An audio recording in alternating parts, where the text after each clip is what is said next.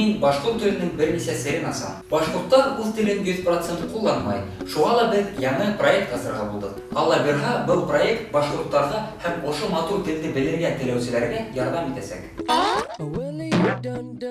Без интернетта күп сүзләр кулланабыз. Мәсәлән, форум, ссылка, смайлик, лайк. Күп кешеләр бу сүзләрнең тәрҗемәһен белмәй. Әйдәгез бер ничәһен исебездә калдырайык. Ссылка бұл сүз башкорт телендә һәр дамма була. Тагы ла бер сүзнең тәрҗемәһен башкортларның күбеһе белмәй. Стена башкорт телендә бұл сүз дивар була. Хәзер инде берәй әйтемне искә төшереп алайык. Билдәле башкорт әйтеменнән башлап китәйек. Тырышкан ташка кадак каккан.